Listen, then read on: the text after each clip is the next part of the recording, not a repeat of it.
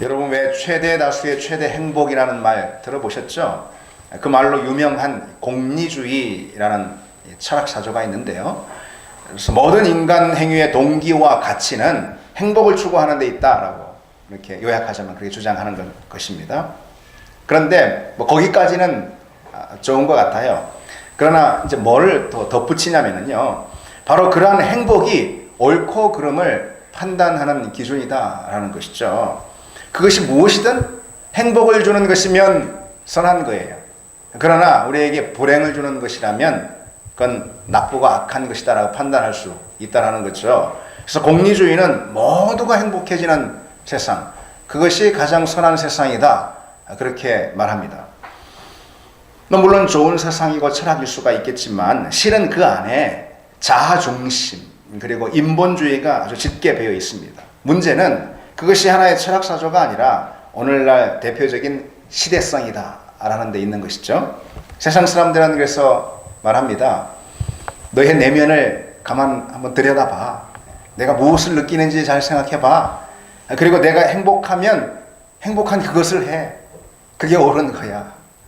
그렇게 세상 사람들은 말합니다. 그러니까 내가 좋게 느끼고 내가 만족스럽고 내가 행복하면 그게 옳은 것이고 내가 그것을 원하는 것, 내가 행복한 것을 원하는 것은 너무도 당연한 것이다 라는 것이죠.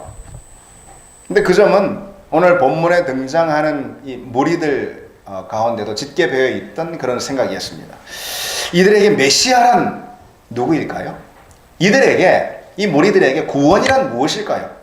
내가 원하는 것을 해주고 나를 만족시켜주고 나를 행복해주는 그 존재, 그게 바로 메시아라는 거죠. 그리고 그것과 관계없는 것은 구원이 될 수 없다라는 것이 이들의 생각입니다. 그냥 나를 행복해주지 않는 건데 어떻게 나를 구원할 수 있겠냐라는 것이죠. 그리고 그것을 예수님께 줄기차게 요구하지 않았습니까? 그러나 주님은 그들이 원하는 것을 주시기보다 그들에게 필요한 것을 주시고자 했던 것입니다. 우리가 살펴보았듯이 예수님께서 갈릴리 호수 동편에서 오병이어 기적을 행하셨죠. 그 기적은 예수야말로 이 땅에 내려오신 하나님이 주신 생명의 떡이다. 우리를 살리는 참된 생명이다. 그것을 보여주는 표적으로 오병이어 기적을 행하셨습니다. 그런데 무리들은 그것을 오해해가지고 예수님으로 인해서 이제 육신을 더 배불릴 수 있겠다. 그래서 육신의 양식을 계속 먹고자 했던 것이죠. 그러자 예수님이 갈릴리 호수 서편 가버나움으로 가셨습니다. 그렇게 건너오셨는데 무리들이 거기까지 따라오지 않았습니까? 그러한 그들에게 예수님은 영의 양식에 관한 긴 설교를 하셨는데 우리가 지난 몇 주간 쭉 살펴본 내용 요한복음 6장입니다. 그런데 이제 오늘 본문은 요한복음 6장의 마지막 부분으로 주님의 그 설교를 들은 청중들 있죠. 그 청중들의 반응을 오늘 이 본문은 기록하고 있는 것이죠. 설교를 들은 이 청중, 특별히 제자들까지도요. 그중 여럿이 수군거리며 이렇게 말하는 것입니다. 이 말씀이 어렵도다. 누가 들을 수 있겠느냐. 그런 것이죠. 여기서 어렵다라는 말은요. 머리로 이해하기 어렵다라는 그런 뜻이 아닙니다. 마음으로 받아들이기 힘들다라는 그런 말이죠. 완고하고 굳은 마음이 되어서 그것에 거스르거나 거부할 때 쓰는 표현이 바로 이 어렵다라는 그런 말입니다. 그러니까 예수님의 말씀이 무슨 뜻인지 이해하지 못하겠다라는 것이 아니라 그 말씀을 내가 수용할 수 없다. 도저히 받아들일 수 없다라는 그런 거절의 표현인 것이죠. 그러자 주님께서 물으십니다. 이 말이 너희에게 걸림이 되었느냐? 내가 쭉 설교한 이 말씀이 너희에게 그토록 걸림이 되었느냐? 이렇게 물으시는 거죠. 여기서 걸림이 되다라는 것은 넘어지다, 실족하다, 덫에 걸리다 그런 뜻입니다. 그러니까 주님의 이 말씀이 믿음에서 결국은 떨어지게 하는 그런 말씀이 됐느냐라고 주님이 지금 물으시는 거죠. 그러면서 예수님이 그러면 너희는 인자가 이전에 있던 곳으로 올라가는 것을 본다면 어떻게 하겠느냐? 이렇게 되묻고 계십니다. 예수님이 이전에 있던 곳이 어디입니까? 아버지 하나님의 품이잖아요. 그런데 그 아버지 하나님의 품으로 올라가신다라는 말씀은 결국 뭘 의미하는 거냐면은 십자가를 지신다라는 것을 의미하는 것이죠. 그래서 이런 거예요. 나의 이 말도 너희에게 이렇게 걸림이 된다면, 내가 십자가를 지기라도 하면은, 그러면 너희들 정말 날 다 떠날 거 아니냐? 이런 염려의 말씀인 거죠, 이게. 그리고는 이렇게 재차 다시 강조하십니다. 살리는 것은 영이니 육은 무익하니라. 내가 너에게 이런 말은 영이요 생명이라. 이렇게 분명히 못 박으십니다. 이렇게 주님께서 재차 말씀하셨지만 본문 66절에 결국 어떤 일이 일어납니까? 그때부터 그의 제자 중에서 많은 사람이 떠나가고, 무리도 아니에요. 무리도 아니고 제자 중에서도 많이 다 떠나가고 다시 그와 함께 다니지 아니하죠. 그렇습니다. 참으로 불행한 일이 기록되어 있죠. 여기 나오는 이 제자들은 12제자를 우리가 알고 있는 그 제자들을 의미하는 것이 아니라 다른 제자들을 말하는 거예요. 예수님의 제자 그룹도요, 핵심적인 12제자가 있는가 하면은 또 누가복음에 보면 70제자도 있고 그 외에 다른 제자 그룹들이 더 있었습니다. 그들을 말하는 것이죠. 그러자 이제 그런 제자들이 다 떠나가자 주님께서 남은 12제자에게 이렇게 물으십니다. 너희도 가려느냐? 너희도 가려느냐? 그때 베드로가 나서서 답하는 것이죠. 주여, 영생의 말씀이 주께 있사오니 우리가 누구에게 가오리까? 결국 대부분 다 주님을 떠나가고, 심지어 제자 그룹 가운데도 많이 주님을 떠나가고 12제자와 그리고 또 몇몇 주님 곁에 남은 사람이 없게 되었다라는 것입니다. 오늘 이 본문이 우리에게 보여주고 있는 중요한 사실이 있습니다. 무엇일까요? 주님의 말씀이 우리의 마음을 어렵게 만들고 그래서 넘어지게 할 수 있다는 사실입니다.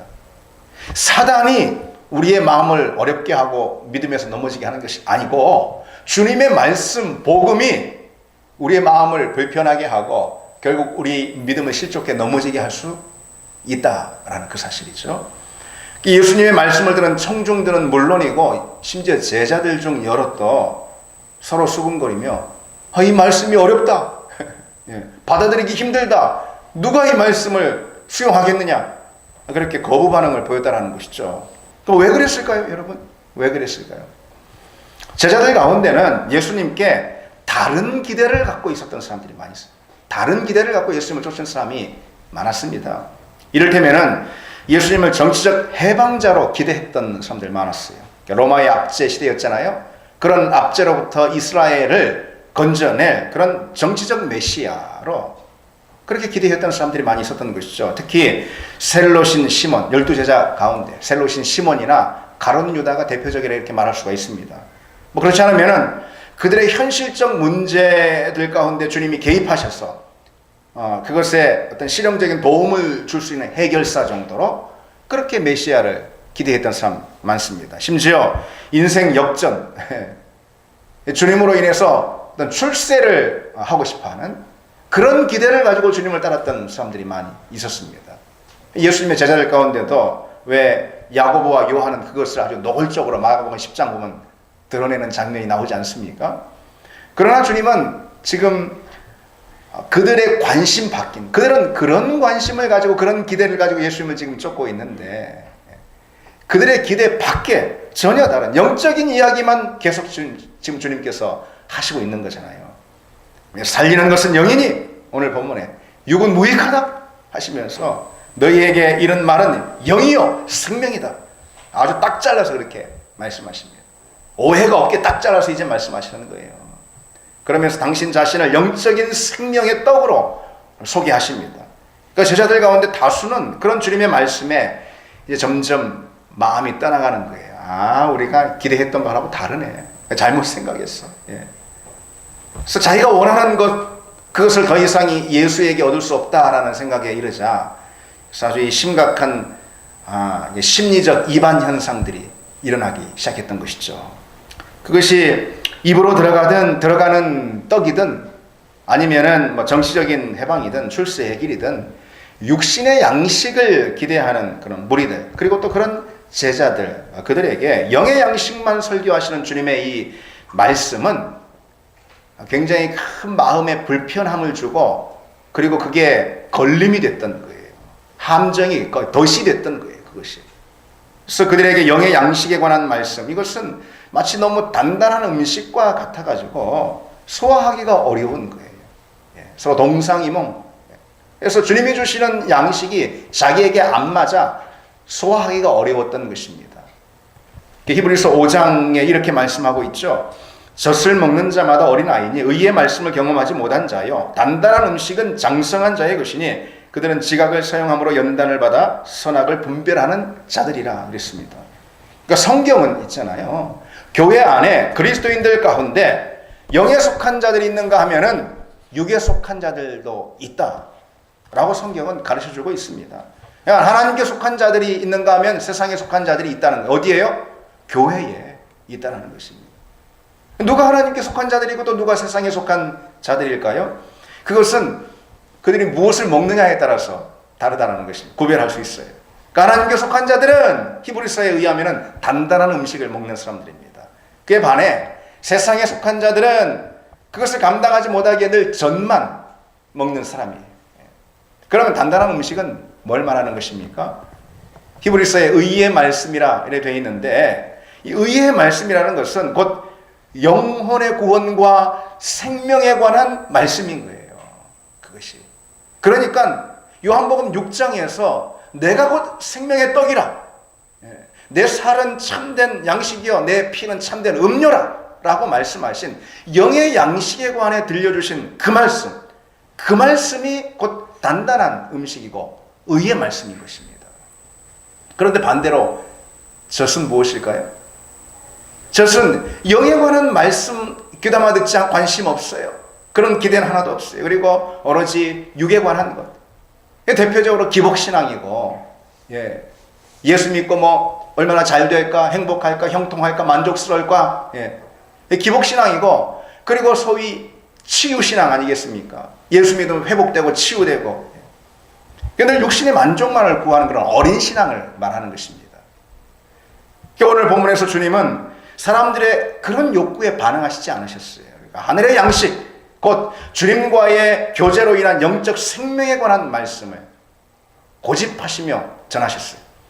그것은 단단한 음식이라서 그 가운데 있는 많은 무리들 그리고 심지어 일부 제자들까지 그 말씀 먹고 소화하지 못했다라는 것입니다. 그리고는 그들이 원하는 것만 예수님께 드리려 했던 것이죠. 그래서 여러분 우리는 어떻습니까? 아직도 젖만 먹는 그런 어린아이 신앙에서 벗어나지 못하고 있는 거 우리 돌아봐야 할 것이죠. 주님을 육의 만족, 나의 행복, 내 만족을 채워주는 내 인생의 문제를 해결해주는 그런 분으로 우리가 생각한다면 아직도 우리는 유아적인 신앙에 머물러 있는 것이고 주님과 그야말로 동상이몽 가운데 있는 것입니다. 그래서 주님은 영의 양식 곧 주님으로 만족할 수 있는 생명에 관해서 계속 말씀하십니다. 그러나 제자들 중 여럿은 그게 오히려 마음에 덫이 되었어요. 그만 믿음에서 그 때문에 실족하게 된 거예요. 예수님 말씀 때문에 실족하게 된 거예요. 예수님 다 떠났어요. 바로 엊그제 어떤 일이 있었어요? 오비영역 기적이 일어나가지고 육신의 배를 채우고 그래서 5,000명이나 남자만 그런 사람들이 다 예수님을 따랐잖아요. 예수님이 갈릴리 서편으로 가버나움으로 오시자 그들이 다 또 막 배를 또 막 얹혀 타가지고선 또 다 다음날 새벽같이 예수님을 따라 오지 않았습니까? 그랬던 그들이 오늘 영의 양식에 관해서 내가 곧 생명의 떡이라 너희에게 줄 것은 육신의 양식이 아니고 곧 나라 이 말씀하시자 뭔 말씀이 너무 어렵도다 하면서 12제자 외에 별로 남아있는 사람이 없었다라는 것이죠. 대다수가 다 떠난 것입니다. 오늘 이 말씀 참 불행한 그런 기록을 우리에게 보여주고 있습니다.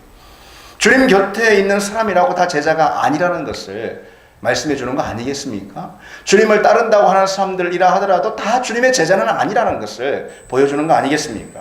교회에 나오고 교회에 속한 교인들 가운데 무리가 있고 제자가 따로 있다라는 것입니다. 무리는 누구입니까? 그들은 오늘 본문에서도 볼 수 있듯이 육신의 허기만 채우는 데 집중하는 그런 사람들 아닙니까? 그런 영적인 소비자들인 것이죠. 그래서 오늘날 교회 가운데 그런 교인들이 얼마나 많냐. 그것입니다. 세속적 가치와 물질 문명이 압도하는 이 세상에서 진실한 제자로 응답하는 그리스도인들이 과연 몇이나 되고 그와 같은 일은 갈수록 희귀해져 가고 있지 않냐는 것이죠. 교회는 많고 교인들은 넘쳐나지만 그 속에 제자는 보이지 않는 시대가 바로 지금인 것입니다. 그런 이 시대에 주님께서 누굴 찾으십니까? 누가 교회 많이 오냐? 이거 주님께서 기뻐하시지 않는다는 것이죠. 그 중에 누가 알곡이고 누가 제자인가? 이걸 주님께서 보시는 것이죠. 그래서 큰 교회, 많이 모이는 교회, 이제 밀물처럼 밀려왔다 썰물처럼 그냥 쭉 빠져나가는 그런 교인들 주님은 찾고 계시지 않는다는 거예요. 제자를 찾고 계십니다. 여러분 제자입니까? 주님이 찾는 그런 제자 맞습니까? 우리는? 그런 제자가 돼야 하겠죠. 무늬만 그리스도인이 아니라 온전한 신자가 돼야 하는 것이죠. 그래서 주님께서 이렇게 말씀하신 바 있습니다. 인자가 올 때에 세상에서 믿음을 보겠느냐? 대단히 회의적인 그리고 주님의 염려가 섞인 그런 말씀인 것입니다. 주님 오실 그때에 정말 주님 기뻐하시는 믿음을 가진 사람이 몇이나 되겠느냐? 그런 말씀인 거죠. 시대마다 언제나 교회도 많았고요. 그 속에 속한 교인들도 많았습니다. 여러분 시대마다 많았어요. 근데 진짜 믿음을 가진 사람, 온전한 주님의 제자는 극히 드물었다는 것이죠. 주님은 당신의 교회에 진짜 제자가 모이도록 원하시겠죠. 주님은 당신의 교회를 정말 당신의 제자로 채워진 그런 교회가 되기를 원하시겠죠, 당연히. 그러기 위해서 우리는 그래서 말씀으로 늘 훈련하고 말씀으로 빚어져야 하는 것 아니겠습니까? 교회 역사를 보면 금방 말씀드렸듯이 사실 교회 가운데 교인들은 항상 많았어요, 여러분. 교인들이 없어서 막 힘든 적은 없어요, 여러분. 교회 역사 가운데 교회로 몰려들어 사람들 예배당 가운데 언제나 붐볐습니다. 그러나 그 가운데 정말 주님을 사랑하고 주님을 위해 사는 그런 제자 그룹들은 적었다라는 것이죠. 그래서 역사를 보면은 항상 무리들과 자신을 구별하기 위해서, 진정한 성도임을 구별하기 위해서 새로운 그룹들이 교회 안에 또 세워지기도 했습니다. 요한 웨슬레 같은 사람이 만든 홀리 클럽이라고, 다 같이 교회 다니는 사람인데 너무 다른 거예요. 그래서 교회 안에서도 홀리 클럽이라고 새로운 그룹을 만들 지경이 된 것이죠. 그러니까 여러분 부흥의 시대에는요 항상 교회의 성장이 아니라 교회의 순결에 집중하고 고민했던 것을 발견하게 됩니다. 역사상 여러 부흥의 시대들을 돌아보면은 그 점이 아주 뚜렷하게 드러나는 걸 볼 수 있어요.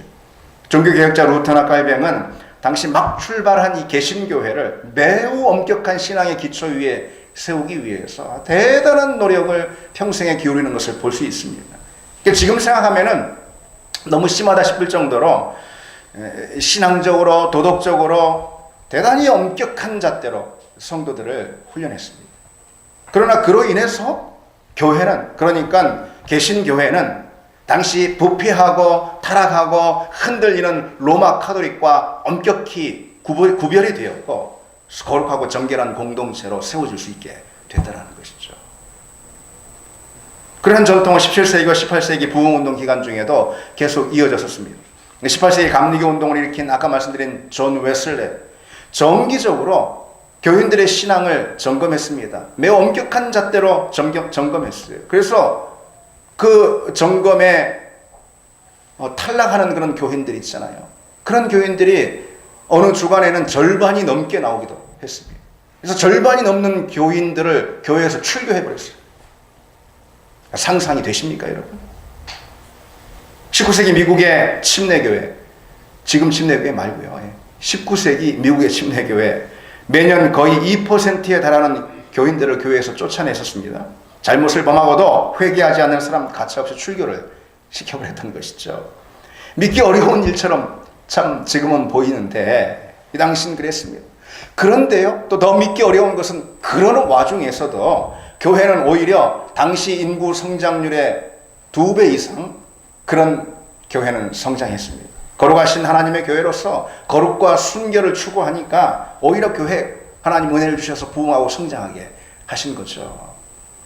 100여 년 전 우리 한국교회 역시 여러분 마찬가지였습니다. 우리나라 초기교회는 많이 모이는 교회가 아니라 거룩하고 순결한 교회 되기를 항상 구했습니다. 그래서 그에 미치지 못하는 그런 교인들이 있으면 가차없이 권징이라는 걸 했어요. 권징이라는 것은 잘못을 범한 교인들 있잖아요. 징계하는 그런 교회의 치리를 말하는 것입니다. 그런데 그 권징의 대상을 보면은요, 언뜻 봐도 이해되지 않는 그런 대목들이 참 많습니다. 상상 이상으로 매우 엄격했어요. 예를 들어서 술 취하거나 흡연을 해가지고 덕을 세우지 않는 그런 교인들 권징의 사유가 됐습니다. 그리고 아내를 막 구타하거나, 지금 이제 상황이 역전됐으니까 막 남편을 구타하거나, 아니면은 당시에 첩을 뒀어요. 첩을 두거나 권징의 사유가 됐습니다. 징계의 사유가 됐다라는 거죠. 그리고 심지어 여러분, 주일 예배에 무단으로 결석하거나 예배에 나오긴 했지만은 나머지 주일들을 주일처럼 지내지 않는, 불성실하게 거룩하지 않게 지내는 그런 경우 역시 권징의 사유가 됐습니다. 그 결과로 인해서 이 교회마다 권징으로 인해 교인들이 다양한 근신과 책벌을 다들 많이 받고 있는 거예요. 그런 경우가 다반사였어요. 그래서 심하면은 출교, 교회에서 쫓아냈습니다. 여러분 이런 거 처음 들으셨습니까? 100여 년 전 우리 한국교회가 그랬습니다. 그리고 그것이 교회 가운데 내려온 전통이었습니다. 물론 권징을 받은 사람은 어떻게 했겠습니까? 받은 사람, 권징을 받은 교인들은 진심으로 자신의 잘못을 뉘우치고 회개하고 영적 성숙을 다짐하는 그런 자숙의 기간으로 보내는 것, 이 당시 매우 일반적인 분위기였습니다. 평양에 산정현 교회라고 있는데요, 그 교회의 조만식 장로에 관한 일화는 그것을 잘 보여주는 예라 이렇게 말할 수 있습니다.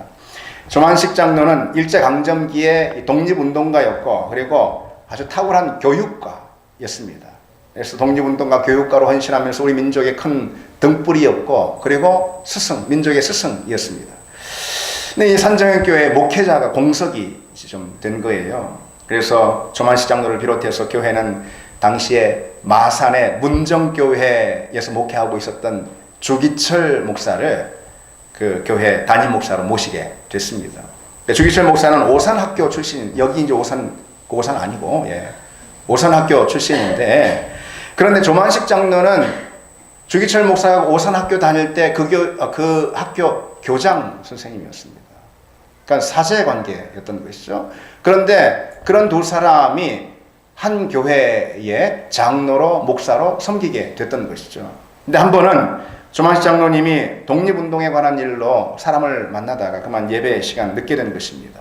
그래서 조용히 뒷자리 와서 앉으려고 했는데, 근데 주기철 목사님이 설교를 하다 중단하고, 장로님 곧 서 있으세요. 이런 것입니다. 지금 생각하면 나이 많은 연세 드신 그 장로님, 더군다나 옛 스승이잖아요.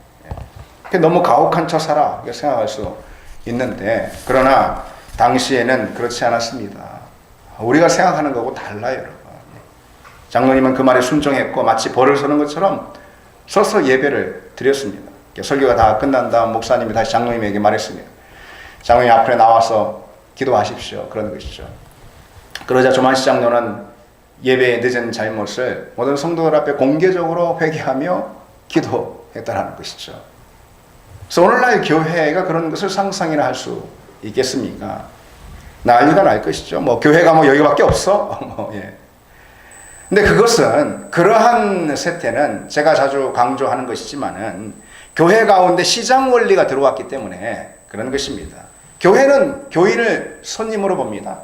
VIP 손님으로 봅니다.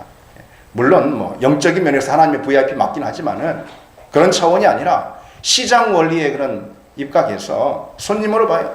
그러니까 손님이 싫어하는 거 어떻게 할 수 있어요? 손님이 싫어하는 거 해가지고 손님을 떠나보낼 수가 있겠습니까? 그렇게 되면 그것처럼 목사의 잘못도 없어. 그 교회 성도의 또 잘못도 없는 것이죠. 그러니까 지금 교회 가운데 팽배한 그런 시장 원리가 사실은 오늘날 한국 교회를 다 망치고 있다라고 봐도 무리는 아닙니다. 그래서 오늘날 많은 교회 목회자들이, 누구보다도 목회자들이 거룩한 교회가 아니라 많이 모이는 교회를 원하기 때문에 그렇습니다. 순결한 교회가 아니라 그저 큰 교회를 추구하기 때문에 그런 것입니다. 오늘 본문에서 만약 예수님께서 많이 모이는 무리를 원하셨다면, 아예 한번 오병이어 기적행에서 육신의 배를 불리니까 5천 명 남자만 모였는데 한 번 더 하면은 못할 게 뭐 있습니까? 못할 게. 그러면은 수만 명이 모일 텐데. 많이 모이는 무리를 예수님께서 원하셨다면 그들의 요구에 적당히 응해 주셨을 거예요. 그러나 그 많은 사람들 다 떠나고 심지어 제자 그룹 안에서도 이탈 현상이 일어났잖아요. 제자들도 떠나는 그런 상황이 된다 하더라도 주님은 바른 믿음을 가르치셨던 거예요. 젖이 아닌 단단한 음식을 먹이고 싶어 하셨던 것입니다. 그래서 많이 모이는 무리가 아니라 구별된 주님의 제자로 삼기를 원하셨던 것입니다. 여러분, 우리 교회는 어떻습니까? 모두가 순결하고 거룩한 제자로 구별되어서는 그런 교회가 되어야지 않겠습니까? 그것이 목사인 저의 목회적 비전이고 성도인 여러분이 구하는 그런 교회의 소원들이 다 되기를 바랍니다.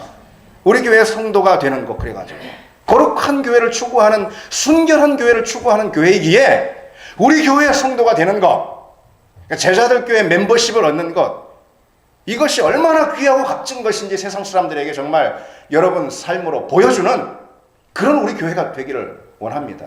그저 큰 교회가 세상에 얼마나 많습니까? 많이 모이는 교회가 또 얼마나 많습니까? 그러나 우리 교회는 이 시대 주님께서 요청하는 것이 무엇인지 기억하고 순결한 교회, 거룩한 교회, 그런 사람들이, 그런 제자들이, 알곡들이 모이는 그런 교회가 돼서 영적인 수준이 있는 그런 교회가 되어서 오늘날 세상에 많은 사람들, 심지어 교인들도 우리 교회를 부러워하는 그런 교회가 되기를 원합니다.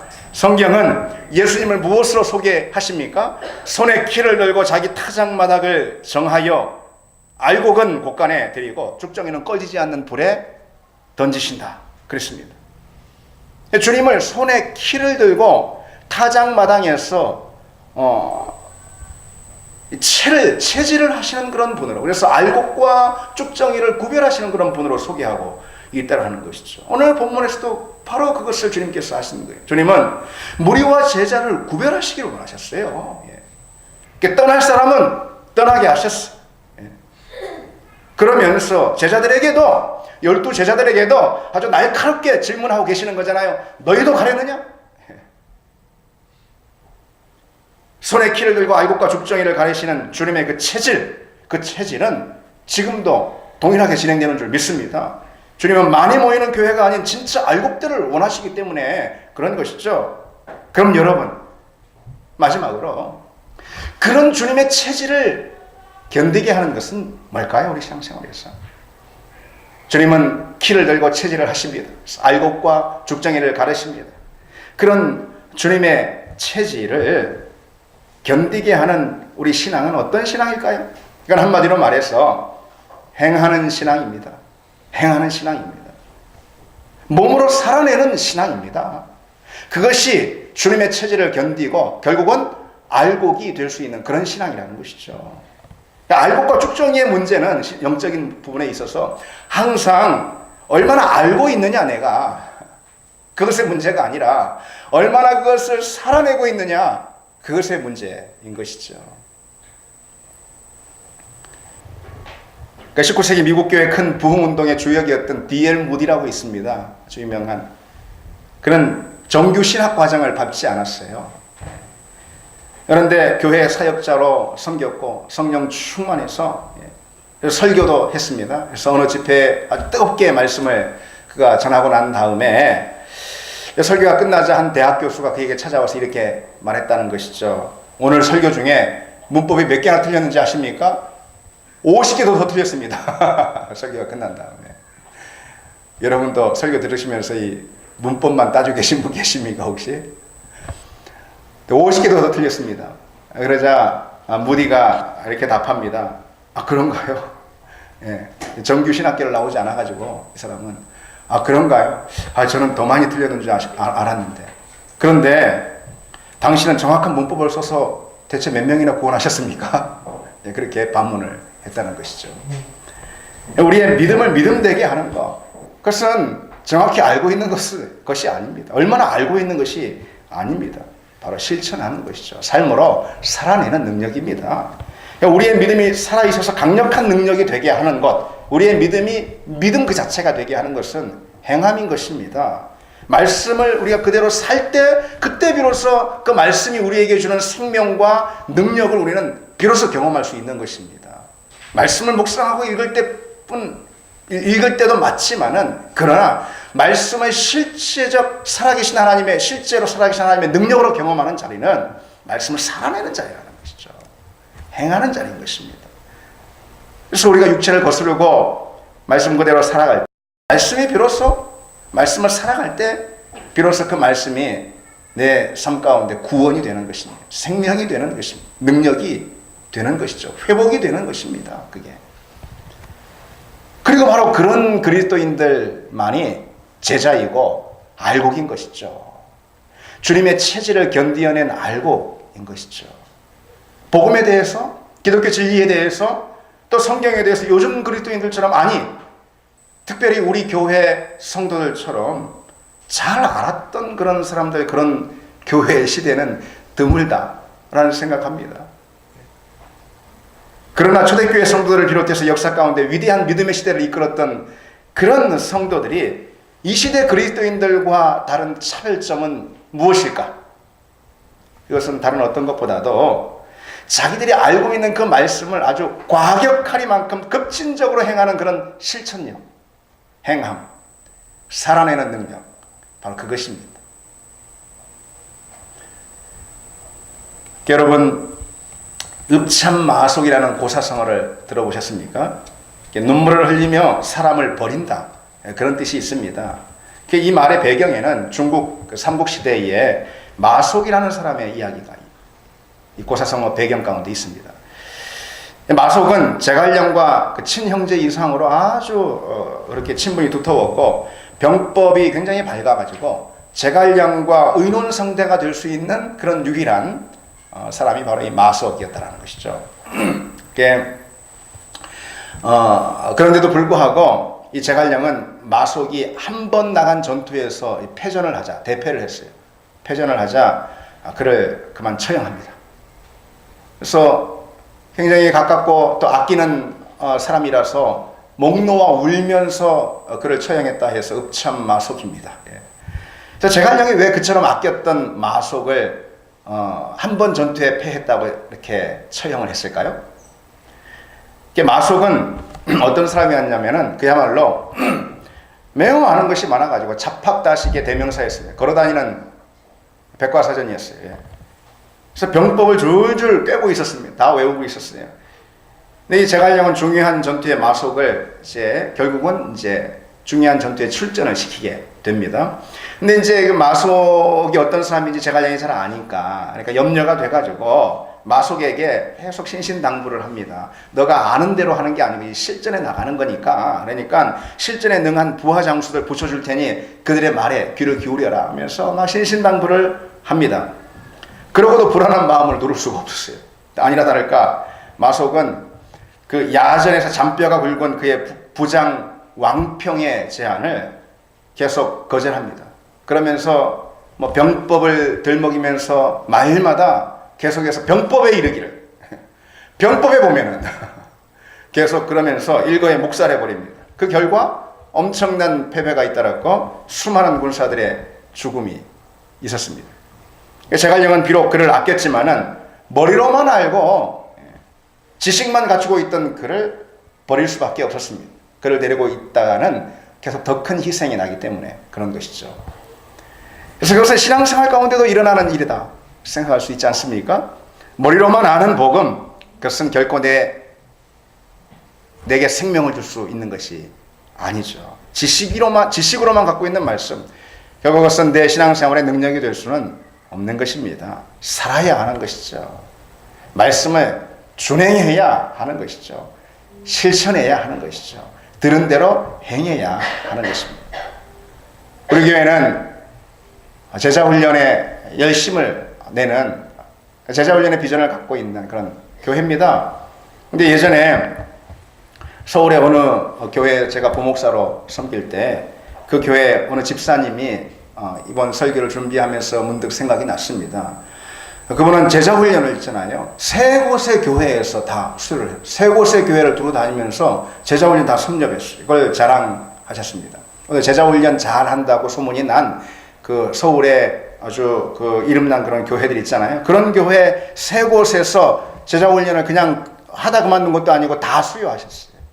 근데 이분이 이제 그분의 아내 이제 권사님이신데 그 권사님 때문에 이제 제가 부목사는 그 교회에 오셔서 거기 이제 집사님으로 섬기게 된 것입니다. 그런데 그분의 삶을 볼 때 뭐 뒤에서 말씀 이렇게 드리기 참 죄송하지만은 그분의 신앙이 그분의 배움을 증명해 주는지 그때부터 늘 의심스러웠습니다. 주님은 손에 키를 잡고 당신의 교회를 체질하며 알곡과 죽정이를 가려낸다 그랬습니다. 그 체질을 견디게 하는 것은 얼마나 알고 있는가, 얼마나 배웠는가, 또는 훈련받았는가 그것이 아닙니다. 얼마나 준행하는가, 얼마나 배운 대로 실천하는가, 얼마나 과격할 만큼 급진적으로 주님의 말씀을 살아내려는 그런 몸부림이 내게 있는가라는 것을 여러분 기억하시기 바랍니다. 이제 말씀을 맺겠습니다. 오늘 본문의 주님은 진짜 신앙, 그렇지 않은 신앙을 가려내고 구별하셨어요. 다 떠나간다 하더라도 물론 오늘 이 시대 교회 가운데도 동일한 일을 주님께서 하십니다. 진짜 제자로 구별되고 알곡으로 서는 그런 여러분 모두가 다 되기를 바랍니다. 이 찬양 같이 합시다.